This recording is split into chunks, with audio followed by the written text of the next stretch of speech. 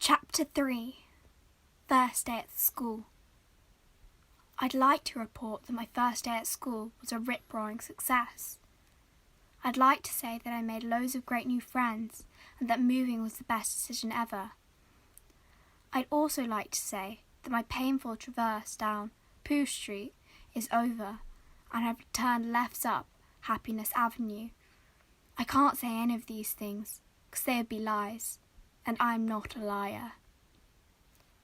Although Mum won't talk about it, I'm pretty sure that me getting into trouble at school was one of the main reasons we moved. After Dad died, I could split the kids in school into two distinct camps. There were the kids who liked me, but had no idea what to say to me, so generally said nothing at all. Then there were the kids, the minority I grant you, who saw this cataclysmic event as a good stick to beat me with. I think your dad walked in front of that van because he couldn't face the thought of coming home from work, having to look at his disgusting mistake of a daughter who didn't even have the guts to end her own miserable existence. An acrid rake of a girl with short, scraggy hair called Sarah Schweinsteiger said that to me. She had blocked my way while I was trying to get to the library. She leant forward until her face was about 30 centimetres from mine, trying to incite a reaction. I think she wanted me to cry. Behind her, 4 of her cronies sniggered, whilst they formed an effective blockade. Let me pause this beautiful scene and allow me to take a moment to overwrite the pig keeper's version of history with a truer account. On an average Wednesday, my dad took his usual route to work. He had parked his car and was about to cross a zebra crossing so he could catch the 7:40 a.m. train to London Bridge. He looked both ways, then took 2 steps into the road. He was hit by a white van travelling at approximately 42 miles per hour. At the moment of impact, the driver was texting on his mobile phone. My dad died instantly. At 7:15 a.m., that Wednesday, my dad kissed the top of my head while I ate a bowl of Rice Krispies and said he would see me later. At tea time, my mum had planned a spaghetti bolognese. He never came home. Unlike me, my dad was a liar. One thing I've learnt recently about strong emotions is that if you don't let them out in a healthy way, then they make their own organic way out. A bit like how a volcano works. The pig, I'm not going to waste any more ink spelling her full name, had made 2 big mistakes. 1, she had completely misjudged what my reaction would be. And 2, she left her chin exposed.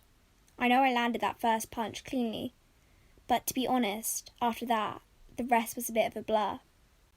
I was taken to a small room I had never been in before. My mum was called. She came and took me home.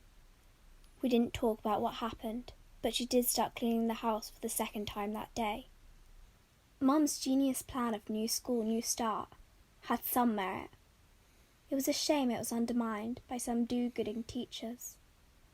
We moved at least 100 miles from our real home, and what happened to Dad, although tragic, did not warrant more than local newsworthy. Therefore, my new classmates should have no idea what baggage I travelled with. However, like a patient moving to a new ward, my old school helpfully sent my new school some notes about me and my recent troubles. A person with common sense would have come to the conclusion that children can be very mean.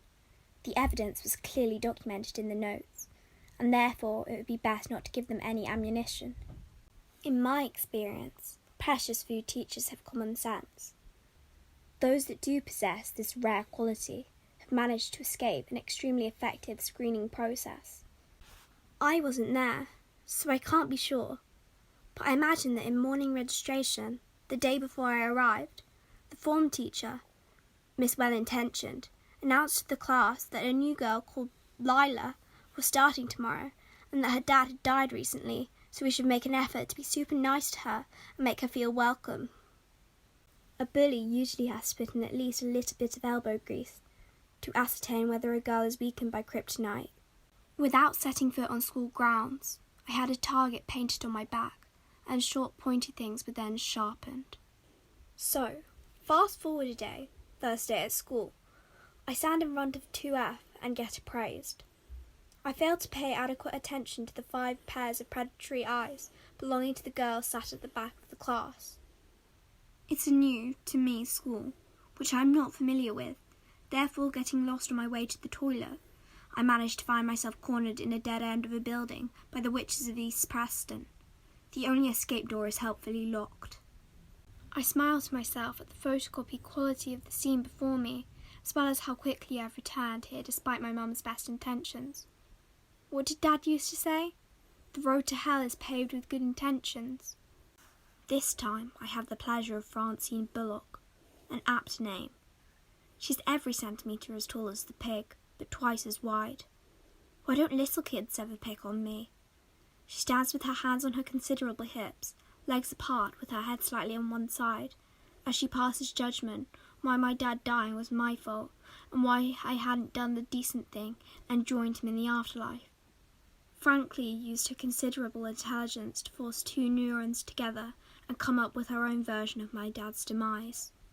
I am pretty sure exhaust fumes had not been the cause of death, despite my personal concerns about air pollution. Despite the differences in the tale, I could have sworn she had received personal tuition from the pig on bullying technique. Maybe it's some sort of bullying exchange program. Behind her, the witches cackle. I looked to the floor, trying to hide my smile. Again, my emotion is misread, this time by Frankly Talks Bullock. She interprets the bow of my head as a sign of deference, that she has the upper hand. She moves in closer so her killer, well-crafted words are clearly heard and not wasted. I charged forward, beating the bull at her own game. The crown of my head connects with Frankly's nose. There is a crunch, a lot of blood, most of which ends up in my hair. Yuck! I get taken to a room remarkably similar to the one at my old school. They can't put me in the nurse's room because Frankly is there. My mum is called again. She comes and takes me home. With no mention of what happened at school that day, parents are usually keen to talk about first days at school. She gets the vacuum cleaner out of the cupboard under the stairs. That night I have a dream. I would go as far to say that it was a strange dream, but aren't they all? Mum and I are in the house. I'm on the sofa playing on my tablet, but I can't get internet connection. My mum is pacing the living room floor, carrying a newborn baby, crying loud enough to make me wince.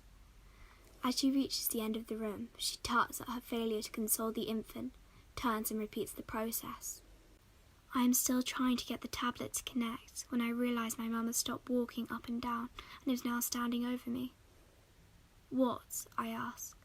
"There," she replies, passing me the wailing baby. "I can't get through to her. You try." I wake up with a start, not so much startled by the dream, but by the fact that I can still hear a baby crying. This noise is coming from the other side of my closed bedroom door. I slip off the bed and walk towards the door, not 100% trusting what I am hearing.